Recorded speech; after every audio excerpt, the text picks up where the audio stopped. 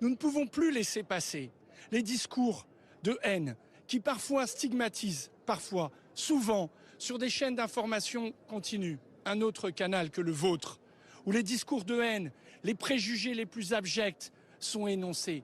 Tout ça, ça nourrit l'intolérance, ça nourrit le racisme, les positions anti-musulmanes. La France est un pays qui se fonde, c'est écrit là, sur la fraternité. Alors, il faut aujourd'hui que chacun prenne la mesure. Et c'est pour ça que j'ai souhaité ce rassemblement.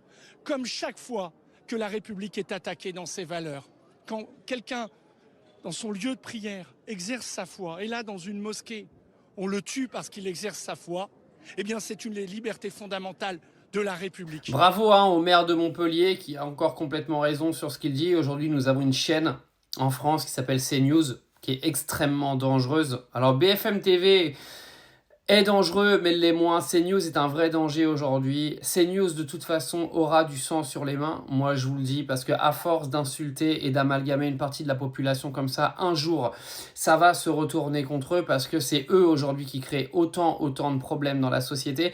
J'ai encore entendu les chroniques de Laurence Ferrari et de Pascal Praud qui ont passé leur temps à parler de Mélenchon aujourd'hui, en venant dire que Mélenchon était un acteur, quelqu'un de méchant, etc., etc., au lieu de parler de la victime. Parce que oui, si la victime avait eu un autre prénom, croyez-moi que toutes les chroniques auraient été sur la victime et non sur Jean-Luc Mélenchon. Mais c'est ça qui est aberrant sur CNews, c'est qu'ils n'ont aucune impartialité. Un mort ne vaut pas un mort, un petit peu comme ce qui se passe aujourd'hui entre Israël et la Palestine. Hein, clairement, de toute façon, on a des médias qui passent leur temps à penser que certaines vies valent mieux que d'autres. Et c'est pareil sur le cas d'Aboubacar, on le voit sur CNews, ils n'en parlent quasiment pas. Ils parlent que de Mélenchon, en fait, depuis hier. C'est pas compliqué, depuis qu'ils sont tombés sur le passage de Mélenchon et de la manifestation d'hier, ils ont même plus de mots pour la victime. Ils ont juste récupéré tout politiquement, et puis voilà que ça balance de la politique à gogo, et ça ne s'arrête plus.